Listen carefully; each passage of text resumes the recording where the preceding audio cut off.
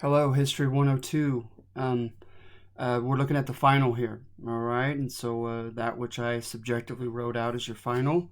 So we're starting with the New Deal. So I do some historiography. So we're going to, I want you to be familiar with court history of Franklin Roosevelt with the New Deal, and it entails character development, right? H.W. Brands is a contemporary historian who still kind of adheres to that old school. Um, that's not all he does in his books on him, but at any rate, he still adheres to that as the idea that Franklin Roosevelt, you could kind of do a before and after contrast. You see this in with Abraham Lincoln, you see it with William Penn and certain other great man histories, where you could see a before and after key kind of pivotal epiphany like events that these figures go through that supposedly render them a better person. So with Franklin Roosevelt, it's contracting polio. It is his growing relationship with Eleanor Roosevelt. Eleanor Roosevelt, by almost any account, especially as she grew older, had a lot of depth to her and was brought up with that noblesse oblige, right? Mentality, that being born into wealth, that it was her societal obligation and duty to pay it forward for the less fortunate. So she had brought Franklin Roosevelt to a settlement house, and it supposedly had quite an effect on him, seeing those there mired in poverty and miserable circumstances.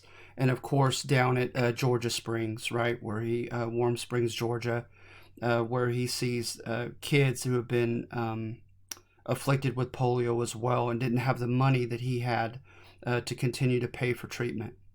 So at any rate, you have that to begin with, and then the notions of him being kind of a radical ideologue, right? So you have his unofficial cabinet, Rex Tugwell in particular, right?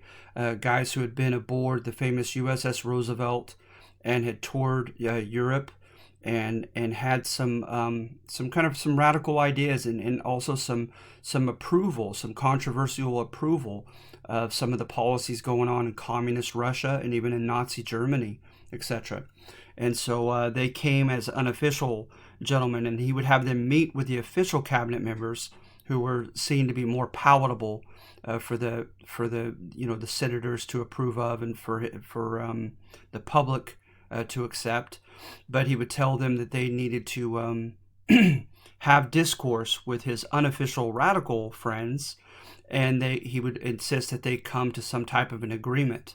And so you can find evidence, and then also what was namely kind of novel or radical about his administration. You get this perhaps in your high school history, etc. His Keynesian economics, right? His willingness to engage in deficit spending to prime the pump, to provide purchasing power for the average American, right? And so his direct his spending for work relief, right? The CCC, the young men were put into military-like barracks. They couldn't keep their all of their wages. Some of the wages had to be sent back at home, and so this reminded people of the black shirts and the brown shirts of fascist Europe.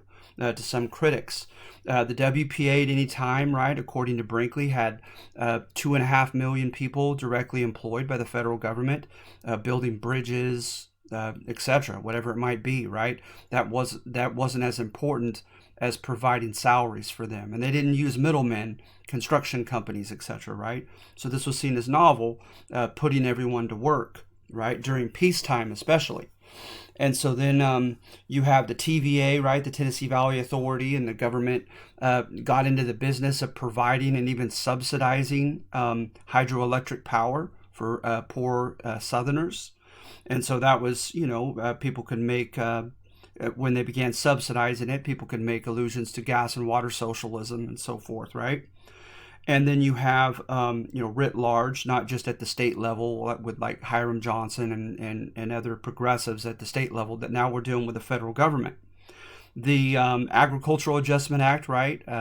Meeting with the leaders of the key industries of the cash crops, and getting them to agree on how much corn, how much wheat, whatever given commodity to produce, and trying to apply the carrot and the stick to get other farmers to switch crops, pay them to chop down their trees and change to another crop, etc. And it was, to pragmatically help mitigate the imbalance between supply and demand during the Depression, but it still was the government quasi dictating to farmers what to farm and how much to do so, how much of it. And so all those were considered rather novel and even radical for the time period, right, during the 1930s. And so let's see here. William Leuchtenberg, he gives a thesis that's more revisionist, and he says, right, I see a practical politician, he basically says, when he sees Franklin Roosevelt. He looks for evidence of him not giving much indication of a lot of that which I just spoke about, the key elements to the New Deal under Franklin Roosevelt. And to him, he didn't think that, a different interpretation of the same data.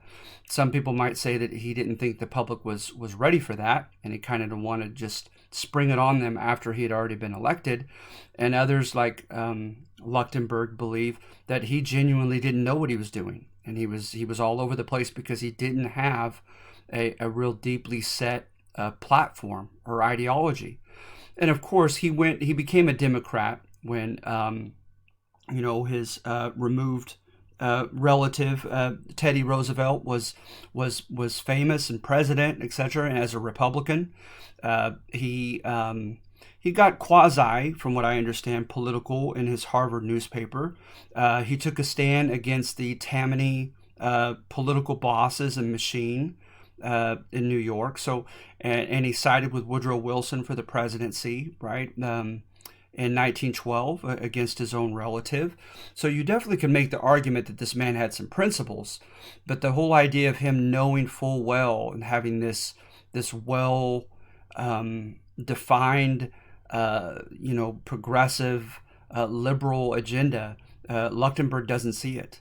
And so he thinks, right, that he was more of a pragmatist, that he would get people together, like I'd mentioned, with somewhat relatively conservative cabinet members, and then a little bit radical for the time period, unofficial cabinet members, and have them pan something out. And he was always looking. He was consistently speaking with the press and looking at polls, as that was becoming more sophisticated of an art and science.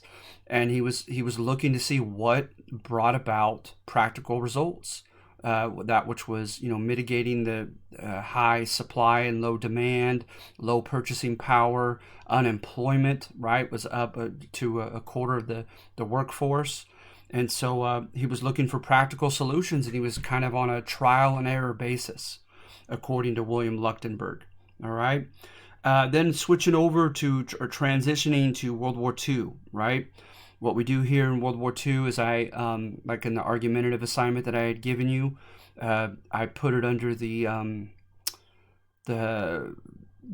discourse of the just war doctrine by the Catholic Church for centuries. A gentleman named Hugo Grotius, a Dutch humanist, wrote works on this, etc. And so the notions of why you should go to war and the manner by which you carry out war, right, are both to be considered just or justified, basically. So at any rate, that's what we have here going into the World War II questions, with the exception of the basic narrative of the Treaty of Versailles. And I'm sure you're already familiar with this, but the common conception is that Versailles has its culpable part in leading to World War II, arguably. The very punitive nature of Versailles, kicking Germany while she was down, so to speak, and then not enforcing it worth a darn, the harsh penalties and restrictions, was somewhat, in hindsight, a poor combination, a dangerous combination.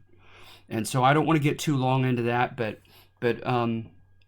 yeah, just note that that with the Treaty of Versailles, it's commonly contended that the harsh terms and the weak mechanisms constituted a bad combination for the rise of the German National Socialists by about 1933 and their anti-Versailles platform, which was very popular in Germany. All right. And so let's see here. Number 5, moving on here, fascism, right?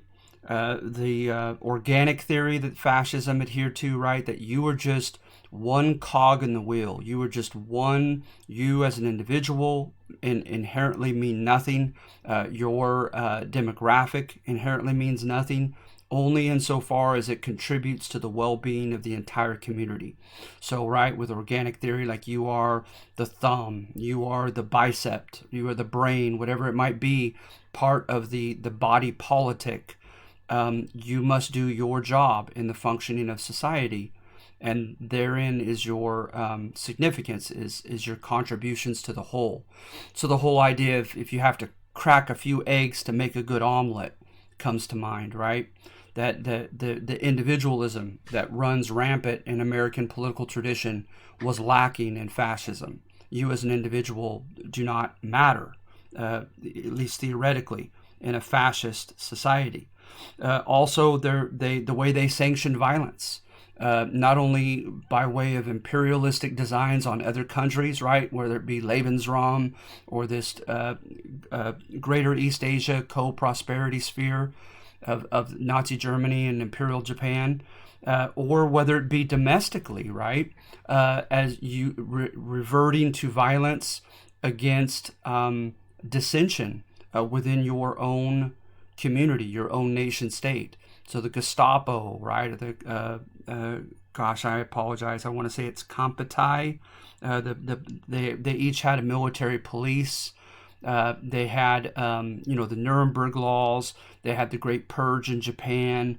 A couple instances where they went after the prime minister and members of the Diet who were opposed to what they were doing in Manchuria, etc.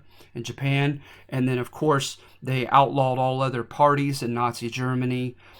With the Nuremberg laws, they declared the undesirables, primarily the Jewish community, as enemies of the state.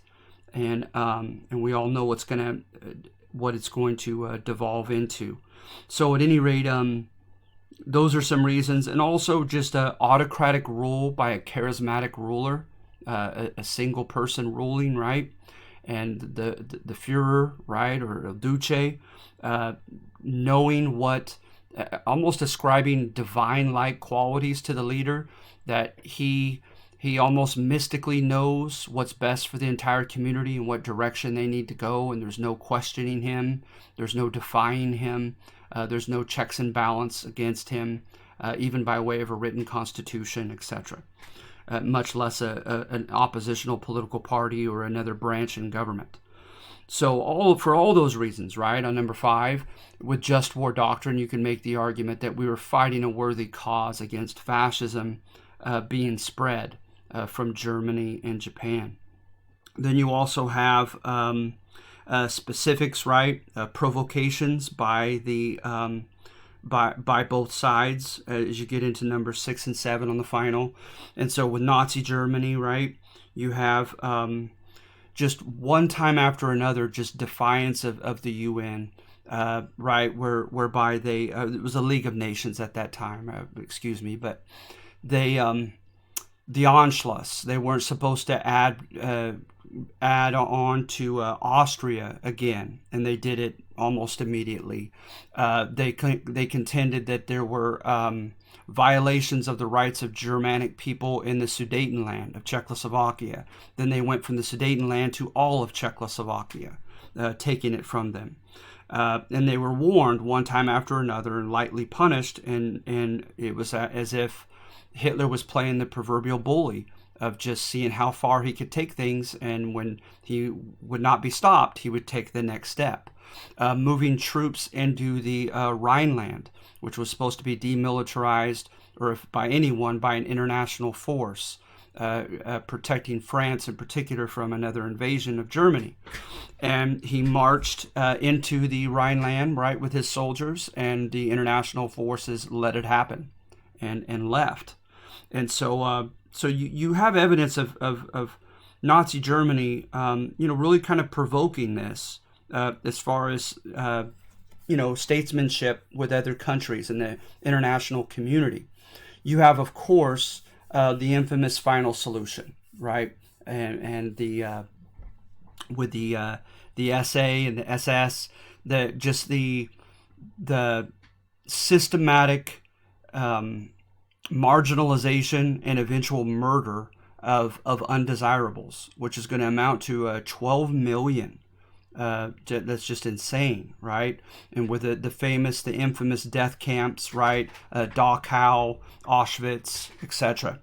And so you have that, and with Imperial Japan, you not only have the purge and what they did inside their own empire, right? And the fact that well, I don't want to get too far into that, but at any rate, internationally, you have them taking Korea, you have them getting into Manchuria and manufacturing a Mukden incident on their own and blaming the Chinese for it, and then invading China, the Nanking, the rape of Nanking, which was just awful. Their atrocities they committed against Chinese civilians, the Japanese military, that is. And then, of course, when they, quote, liberated East Asia so quickly in December, in the early months of 41 to 42, it's just, they were rather ruthless in the manner by which they treated these other so-called liberated fellow Asian countries. You look at the Dutch Indies, Malay, Singapore, the Philippines. Oh my goodness, right? They would take the young girls and make them comfort women, was a euphemism for raping them. Just some horrible atrocities that they committed. And so you could definitely, support court history for the U.S. in World War II. And of course, the horrific record of treatment of prisoners of war by the Japanese. Almost record-breaking. The numbers got up to 40% of POWs captured by the Japanese did not live by the end of the war. And of course, there is a unjust enrichment. Has a lot of the juicy details on this, with the treatment of prisoners of war by the Japanese war machine.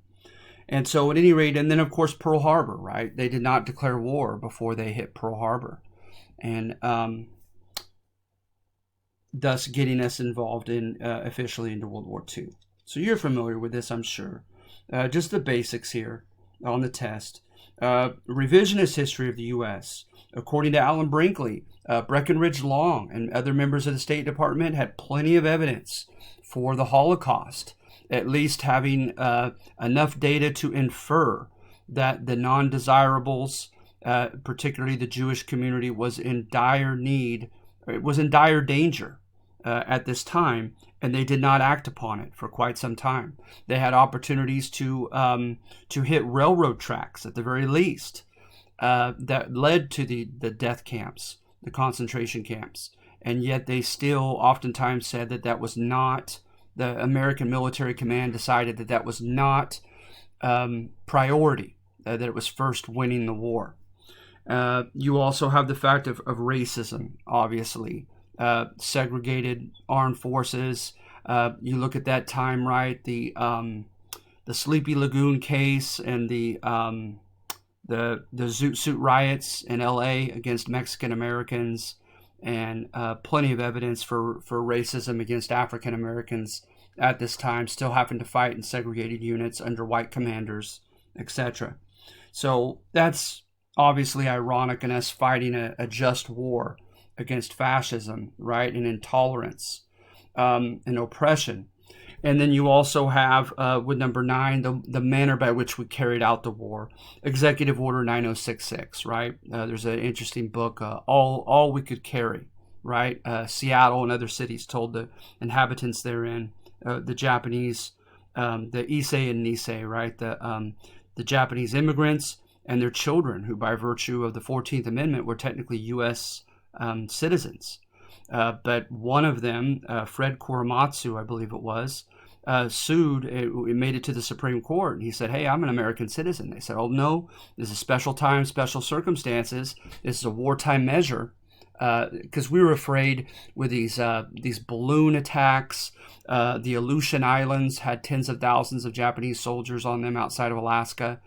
And we had reason to believe and fear that there might be an invasion of the California West Coast. And so everyone was freaking out regarding the loyalty of the Japanese community here in California, particularly. And so, so Executive Order 9066 put easily 100,000, about 110,000 Japanese immigrants and Japanese Americans into these camps. And there was Tulare and other areas where we put the so-called troublemakers. And there were a couple riots, and there were a couple people shot in these camps. And of course, we didn't systematically murder them, but you look to this day in Merced, California here, they have every year at the fairgrounds, they do a commemoration and have survivors come and speak, and it's fascinating and it's sad. So at any rate, we did that. We were responsible for that as a nation. The atomic bombs, right? There were some people in the high command who contended that that was a false dilemma that Truman and others were adhering to, that either we had to incur the losses that we incurred on tiny islands like Tarawa and Peleliu, where there was such stiff resistance in the island hopping campaigns, or drop the bombs, as if there aren't options C through Z as well. And one of those options was some type of a naval blockade and try to starve the primary Japanese islands in a state of siege into submission. Others talked about having them inviting Japanese diplomats to come and witness a trial bombing of the atomic weapons that we were practicing and honing in New Mexico, right, in the Manhattan Project under Oppenheimer.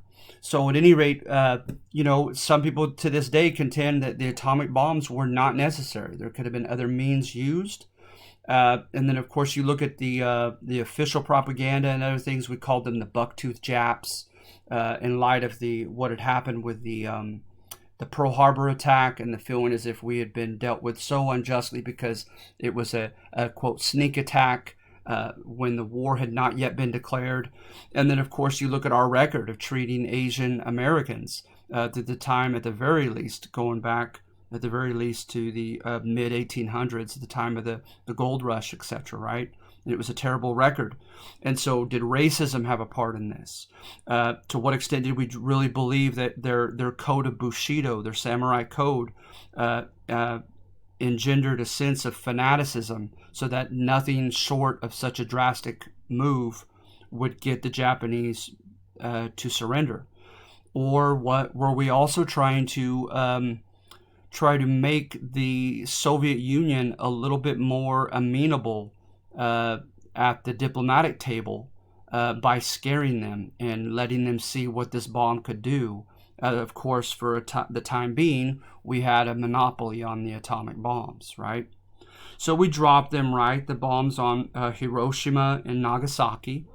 And also, we had a system whereby, military installations constituted, so many number of points. War munition factories, so many points. The nerve system of telecommunications, so many points. And they would add it up to find out how valuable, militarily valuable, a certain Japanese or other Axis city was. Hiroshima and Nagasaki did not rank highly on that scale. So we largely kind of knowingly hit largely kind of pristine civilian cities when we dropped these ugly, nasty bombs. Then you also have our willingness to sacrifice some troops at times, like at Schweinfurt. Supposedly, we used bombers as decoys to get the Luftwaffe into the air, so that our P-51 Mustangs could hunt them down once they got up to a certain altitude.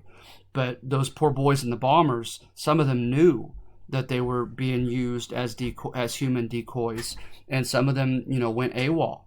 And so that's just one of several examples. Just throw one more out there, is when we were afraid that the Japanese might be on to us with Operation Magic, us cracking their codes, right? We didn't want them to suspect, much less know that they would change their whole system, right? So what we had to do, or I don't know if we had to do, I don't know why that kind of Freudian slip or something, because I don't know if I even believe that we had to do this, but at any rate, we refrained, our military command at times refrained from warning our troops in certain areas to make it look like we were being authentically surprised by the attack, and hence we're not onto their codes to alleviate the suspicion of the Japanese military. So of course that cost American lives. So the manner by which we fought, and then of course, like I mentioned already, hitting urban targets, right? And Winston Churchill was for this, because Nazi Germany had done it in the Blitz on England, is just in some cases not even making a pretense with this carpet bombing of hitting militarily significant cities, sometimes to just dampen morale and break the spirit of the oppositional country. And of course, that clearly goes against just war doctrine of the Catholic Church, etc. All right, and then moving on to the Cold War. So the Cold War, I have it defined in my own subjective way, right? A time of diplomatic, geopolitical, and military tension and competition between the United States and the Soviet Union. The Cold War, right? As far as origins, I mentioned Wilson putting in, 16,000 American soldiers into Vladivostok, Russia, during the Bolshevik civil war with the Mensheviks. What were we doing there? We were protecting American railroads and companies and property, but it still looked as if we were trying to intercede into their domestic dispute. We did not share the military codes with the Russians, and the Russians lost 20-something million people in World War II with Operation Barbarossa, the German invasion of Russia. They definitely could have benefited from that information, which we didn't share with them. So that's only going to exacerbate Stalin, as a paranoid man, his distrust of the West, right? Then also, we didn't send through the Lend-Lease Act. We did not send nearly as many supplies that were badly needed to Russia as we did to Great Britain. Okay, and of course we're going to contend that weather, the success of the U-boats, etc., where we were trying to send them to the Russians was more difficult, and in some cases just as, if not more deadly, for us to try to get those supplies to them. But nevertheless, at the end of the day, we didn't send nearly as many. And not to mention, as mentioned in the argumentative write-up, is Stalin asked us to open up a second front, and we really took our sweet time. We fought in North Africa and in other areas long before we invaded the West Coast in famous D-Day, right, on June 6th of 44. So were we taking our sweet time to let this awkward ally of ours, allowing him to become weakened by the Nazi invasion, right? So we could be the strongest man standing at the end of the war. Stalin thought so. Then, as far as Russian culpability, the Soviet Union signed a non-aggression compact with Nazi Germany. and even agreed to divvy up some of the spoils of war with Nazi Germany, namely Finland. So Russia, started on the bad side, and they only entered the quote good side because Germany went back on her word and betrayed her. And so that didn't help any awkward feelings between us and the Soviet Union. Not to mention the Soviet Union with communism, right? There was a belief that communism is going to be the just reaction, right? There's going to be an antithesis and then in synthesis in Marxist in Marx and Engels thought that capitalism is inherently parasitical. It's unjust. It's going to end with an unfair oligarchy, and that a communist revolution is just. It's morally upright. It is much better for humanity, and it is the destiny in the transition of things for capitalist countries to fall into. So ideologically, we were a bit incompatible to begin with. The United States and the Soviet Union, right? And when they established the Comintern, the Communist International, that scared us, right? The idea of them fomenting a Bolshevik-like revolution globally around the world, that frightened us, and had offices here in some American cities. So, and then of course, the countries that were quote liberated by the Soviet Union, they were putting puppet governments over them. So namely, right, you think of Poland and Romania, Bulgaria, the Baltic, and other countries. They were not allowed self-determination, right? What we had written about in the Atlantic Charter. So at any rate, that's playing the blame game, right? As far as the advent of the Cold War. Then you have, let's see here, great man history with Roosevelt. So in the argumentative write-up, Franklin Roosevelt is seen as not confrontational enough with Stalin in particular regarding elections in Central Europe, right, and the post-World War world. And then Truman comes in and kind of saves the day, right? So I try to give you evidence of Truman, taking his stand in Berlin with the Berlin airlift, right? Him making friends with the Marshall Plan, $13.5 billion sent. I would recommend the CNN documentaries on the Cold War, multiple episodes, very informative and interesting. And also taking a stand immediately, demanding elections in Poland, having free and fair elections, which Stalin had allegedly verbally promised to give and never made good on that promise at Yalta, at the Yalta Conference. And so at Potsdam, Truman came in as a new president, demanding some concessions from the Soviet Union. And then, of course, right, there's definitely Soviet complicity in the North Korean invasion of South Korea, right? The 38th parallel was there was no plan at that time by the UN to unite Korea. The 38th parallel served at that time as any other international boundary between two separate sovereign nations. And the North Korean government defied that in its invasion of over the 38th parallel into South Korea.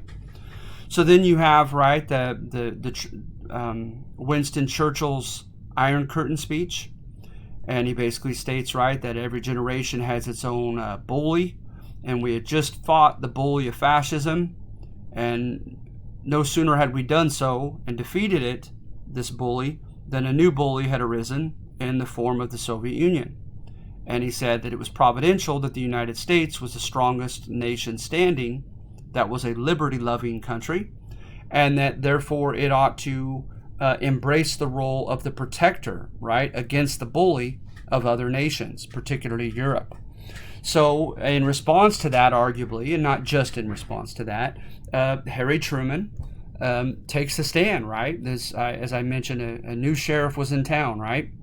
He takes the stand and with the Truman Doctrine and says, anywhere where a peaceful majority is threatened by the armed imposition, the violent imposition of communism upon them against their will, anywhere in the world, the U.S. will go and militarily protect that peaceful majority, right? Notice there's the assumption that nowhere will an actual majority want communism. And we're going to be humbled by that possibility in Vietnam. But in Korea, right, we fought to a stalemate. I gave just the basic facts of military history there. It kind of was a ping pong back and forth passing of events. And so then you have, let's see here, the argument in there that counters that is perhaps Truman could have exacerbated Cold War tension and could have really triggered the paranoid, hostile side of Stalin in particular. He was very cliquey in Western Germany and Western Berlin and forming a currency system and supposedly trying to lure people in Eastern Berlin to Western Berlin prior to the wall, with multiple businesses and the economy doing well, doing better, and the Deutsche Mark being stronger in the West than in the East. You have contentions that he was trying to buy allies, that there were strings attached to the Marshall Plan and helping out these countries because you look at some of the architects of the Marshall Plan, and you have quotes from them in which they believed that communism grows in the soil of desperation, and so that making sure that European countries were not desperate, right, and were doing economically fine would be a great safeguard against the alluring temptation of communism. And then, of course, he establishes the CIA and lying, the polygraph tests, right? And starts the beginning of what will later be called kind of a witch hunt, if you will, right? That culminates with McCarthyism, as in the textbook, in the 1950s, where it's going to have like a Salem witch trial type atmosphere, where we arguably are becoming the police state that infringes upon the First Amendment and Fourth Amendment and other rights of our citizens because we're so afraid of the Soviet Union and its police state, etc., right? And so the irony there that we're becoming the monster that we're so afraid of. Arguably, Truman got that ball rolling, so to speak. Okay? And so that's something to think about. And not to mention coups, right? We had a very simple test in Latin America. They called it the duck test. If the guy quacks like a duck, then he's a duck, whether he admits it or not. So hence, if there anything that smacks of land redistribution, for instance, right, or expropriation or nationalization of American properties in Latin American countries, we contended that was communism, right, poorly disguised in our own backyard, and we would not be tolerant of that. So you look at Jacobo Arbenz Guzman in, I believe it was Guatemala, and later on Allende in Chile, and we had these leaders removed because they did not pass our duck test for being allegedly communist.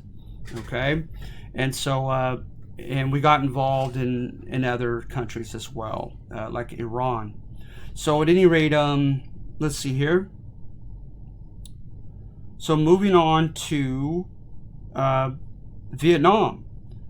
In Vietnam, however, there was to be a national election that would unite Vietnam across the 17th parallel. And we did not abide by that UN-sanctioned election. So we were on the wrong side of the UN with Vietnam.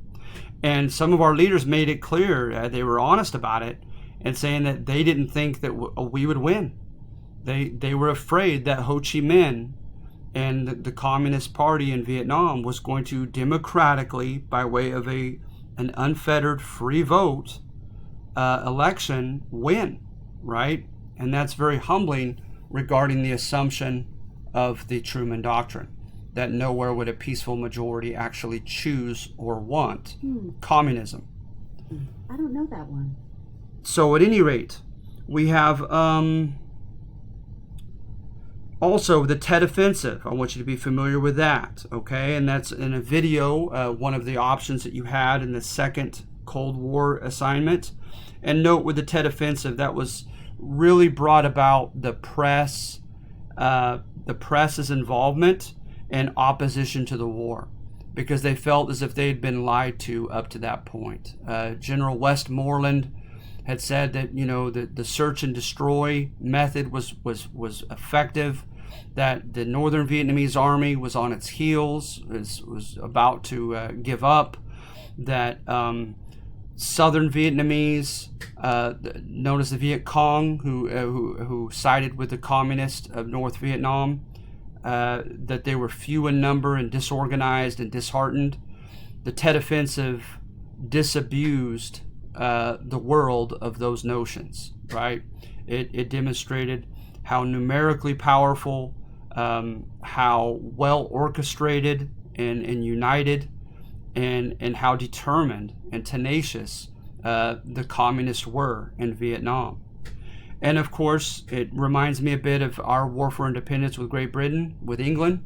The bigger country won most of the battles, but in a war of attrition, the bigger country, the occupying country, is going to eventually, and especially in light of the domestic dissent and problems back here in this country, we're going to quit. We're going to call it quits and give up. And we're going to lose. The communists are going to win and take over all of Vietnam by 75. So it was a very long, drawn-out war. 58,000 young men were killed. And so the Tet Offensive was the kind of the beginning of the end, some say, right? And so at any rate, moving on to your second option on that assignment is Cuba, right? So Fidel Castro, you see it all in just get it right out of that video, okay? In your option there for that assignment. So Fidel Castro, lukewarm reception by the United States, kind of snubbed by President Eisenhower. Then he expropriated, or actually nationalized. Expropriate, I believe you compensate the foreign companies for the property you're making them sell back to your country. And nationalizing, I believe, if I'm not mistaken, you don't pay them a penny, you just take it. So I believe he ended up nationalizing American oil companies, and it didn't take long for the CIA to put him literally on a hit list. This young Fidel Castro of the Revolution of '59. Fulgencio Batista was a leader prior to him, and he was seen by many Cubans and others as an American puppet and as a corrupt oligarch. And so that didn't help our cause either, as far as Fidel Castro's popularity with his own people. And then, of course, we tried the Bay of Pigs invasion, right? About 1,300 Cuban immigrants into the U.S. and Florida area. We trained them, equipped them, our military and federal government under Kennedy. This was not his baby, his idea, but he ran with it from the previous administration and carried it out. And then at that time, in the midst of all this training, he had already given a promise to the American people that he would not invade Cuba. And now you have geopolitics involved, right? So it didn't take long for Fidel Castro to know that we were trying to kill him, and that pushed him arguably into the arms of Khrushchev in the Soviet Union. And now the Soviet Union, as far as its pact with communist Cuba, especially being just 90 miles off our coast, he wanted to court that ally, and so he vowed to protect Cuba, right? And so they're going to send in, I believe the video stated, as many as 40 to 60,000 Soviet troops into this little island, and of course bring intercontinental ballistic missiles onto the island facing our country.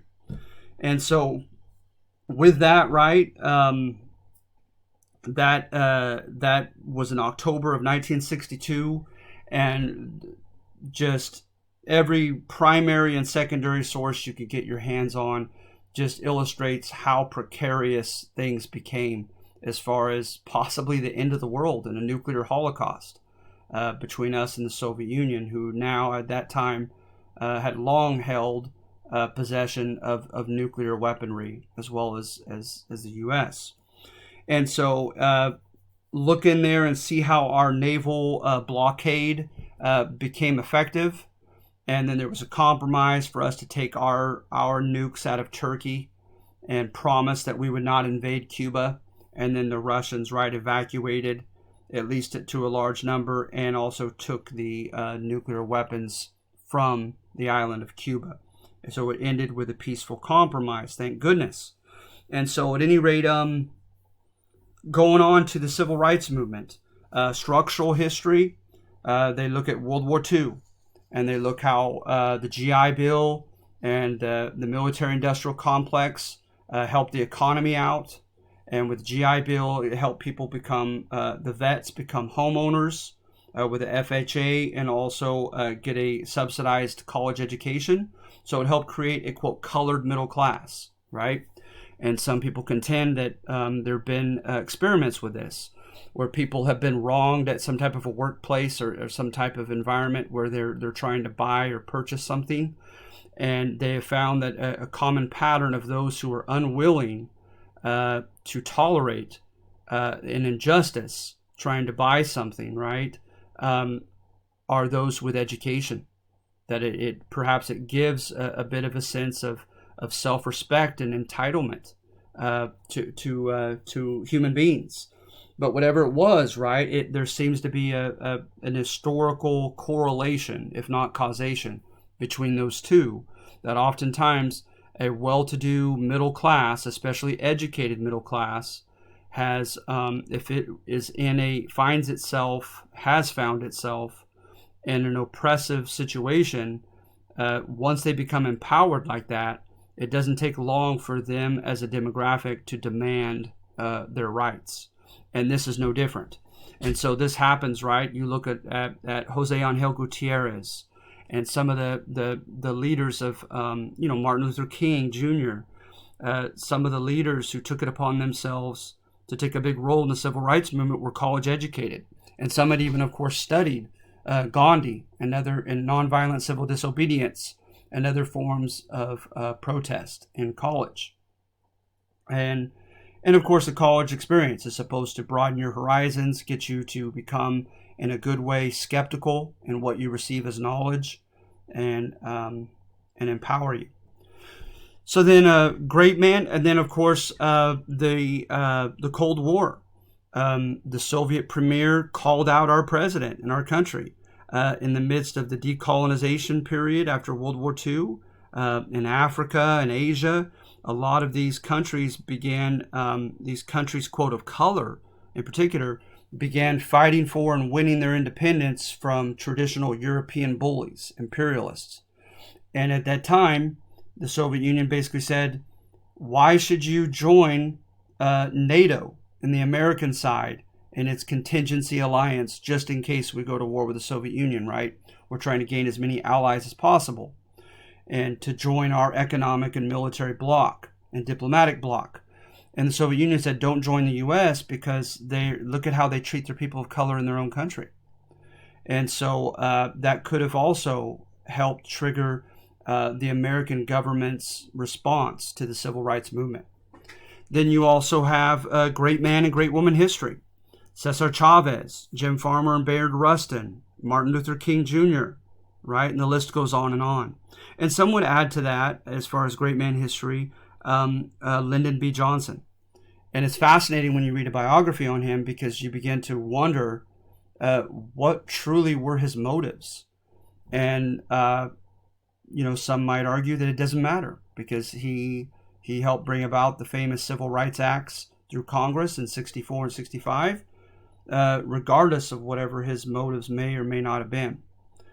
So then, nonviolent civil disobedience, right? The idea that civic laws can be in violation of a higher law, and so it's your obligation as a human being to defy that civic law in accordance to the higher law that it's breaking. The idea of shaming and winning over your oppressor, right? A soul force, like from Gandhi. The idea of that most Americans were just tending their own garden. They were living their own selfish private lives, and they needed to be shaken from their numbness, right? And they need to feel a sense of urgent indignation, of righteous anger against the injustice of racism, but it had to be thrown into their living room, right? So the idea is you create conflict by opposing an unjust law, but you do it peacefully. You always take the high road.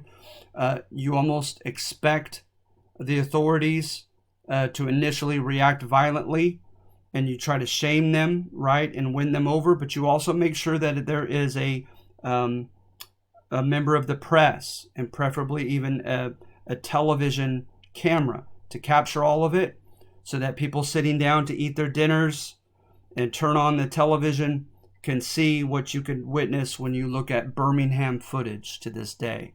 It's very moving, and it will create a sense of sorrow and indignation, I believe, if and when you watch it. So at any rate, then going on to the quote militant groups, right? So the Nation of Islam, they literally demonize the white race and their religion. They preach segregation, right?